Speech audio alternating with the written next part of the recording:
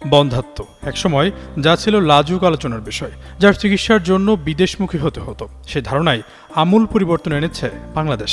উন্নত বিশ্বের সাথে তাল মিলিয়ে দেশেই শুরু হয়েছে বন্ধ্যাত্বের অত্যাধুনিক চিকিৎসা, যার ফলাফল হার অত্যন্ত আশাব্যঞ্জক।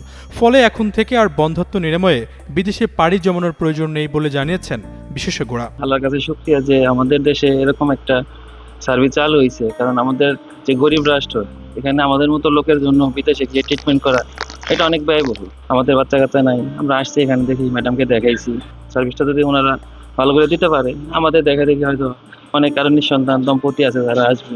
25 জুলাই বিশ্ব টেস্ট টিউব বেবি বা আইভিএফ দিবস উপলক্ষে রাজধানীর পান্থপথে অবস্থিত লুমিনা আইভিএফ অ্যান্ড ফার্টিলিটি কেয়ারে আয়োজিত এক অনুষ্ঠানে চিকিৎসক বিশেষজ্ঞরাই আশার বার্তা দেন। তারা জোর দিয়ে বলেন, বন্ধ্যাত্ব চিকিৎসায় বাংলাদেশ দ্রুতই এগিয়ে যাচ্ছে, এখন প্রয়োজন শুধু জনসচেতনতা বৃদ্ধি।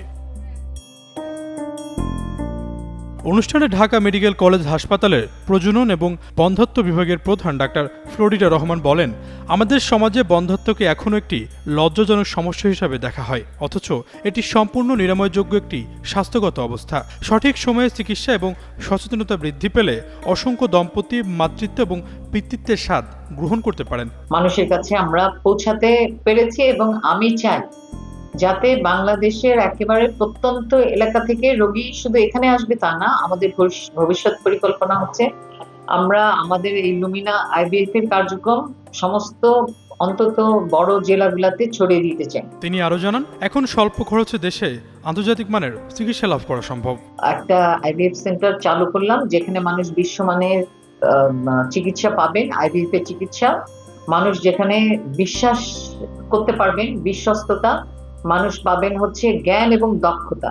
লুমিনা আইভিএফ এর ব্যবস্থাপনা পরিচালক মাসুদ হোসেন জানান, বাংলাদেশে এখন আন্তর্জাতিক মানের ল্যাবরেটরি তৈরি হয়েছে। আমরা নির্দ্বিধায় বলতে পারি, আমাদের সাফল্যের হার যে কোনো উন্নত দেশের চেয়ে কোনো অংশে কম নয়। তাই আত্মবিশ্বাস ও ধৈর্য নিয়ে চিকিৎসা গ্রহণ করলে আশানুরূপ ফলাফল লাভ করা সহজ হবে। যারা ইনফার্টিলিটিতে ভুগে তারা সবাই মনে করে যে বাইরের দেশে এটা চিকিৎসাটা ভালো হয়, কিন্তু এটা সবার জন্য ব্যয়বহুল, সাধ্যের মধ্যে হয় না। আমাদের দেশে ওই যে লুমিনা আইভিএফ এটা হওয়ার কারণে অনেকেই দেশের মধ্যে এবং বিদেশে আন্তর্জাতিক চিকিৎসাটা পাচ্ছে। আমারও সার্ভিসটা মোটামুটি সন্তুষ্ট। বিশ্ব আইভিএফ দিবসের অনুষ্ঠানের বক্তারা জানান, প্রজনন বয়সী শতকরা 15% দম্পতি বিভিন্ন ধরনের বন্ধ্যাত্ব সমস্যায় ভুগছেন, যা বাড়ছে দিনকে দিন। বাংলাদেশের প্রেক্ষাপটে সামাজিক কুসংস্কার, দেরিতে বিয়ে ও সন্তান গ্রহণ, পলিসিস্টিক ওভারি সিনড্রোম এবং পুরুষ প্রজনন সমস্যা সহ বিভিন্ন কারণ একটা বড় সমস্যা বলে জানান বক্তারা। আশরাফুল ইসলাম, যুগান্তর নিউজ।